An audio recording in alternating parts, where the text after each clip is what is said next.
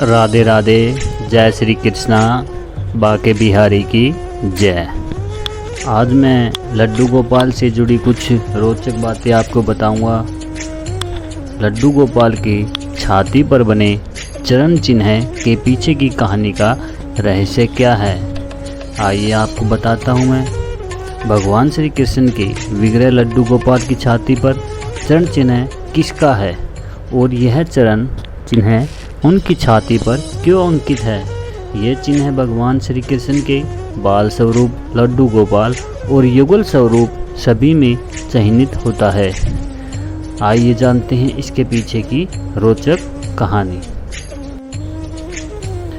एक समय की बात है, सरस्वती नदी के तट पर सभी ऋषि मुनियों में विवाद छिड़ गया और विवाद का कारण था कि त्रिदेवों में सर्वश्रेष्ठ कौन है।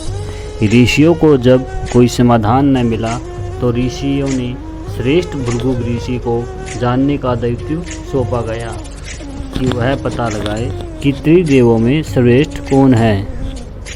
त्रिदेवों की परीक्षा लेने के लिए भृगु ऋषि सबसे पहले ब्रह्मलोक पहुँचे और बिना कारण ही ब्रह्मा जी पर क्रोधित हो गए और बोले कि आपने मेरा अनादर किया है।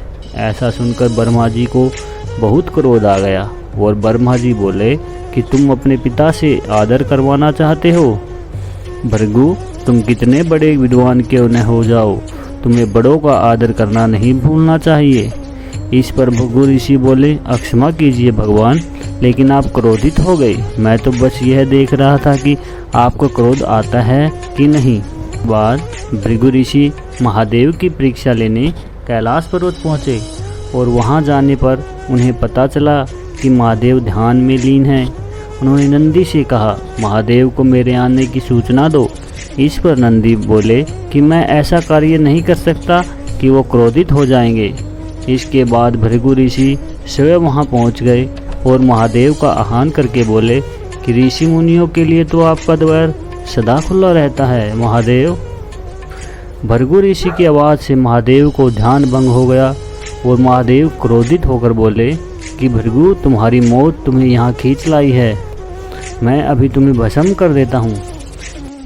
तभी माता पार्वती ने वहाँ आकर भगवान शिव से भृगु ऋषि के प्राणों का निवेदन किया। तब भगवान शिव को क्रोध शांत हो गया। इसके बाद भृगु ऋषि हरिहर भगवान विष्णु के धाम में पहुँचे। वहाँ पहुँचकर उन्होंने देखा कि भगवान विष्णु निद्रा की अवस्था में हैं। तो भृगु ऋषि को लगा कि भगवान उन्हें देखकर जानबूझकर सोने का नाटक कर रहे हैं और उन्होंने अपने पैर से भगवान की छाती पर वार किया। इससे भगवान विष्णु की निद्रा भंग हो गई और उठते ही भृगु ऋषि के पैर पकड़ लिए। इस पर भृगु ऋषि लज्जित हुए और प्रसन्न भी हुए।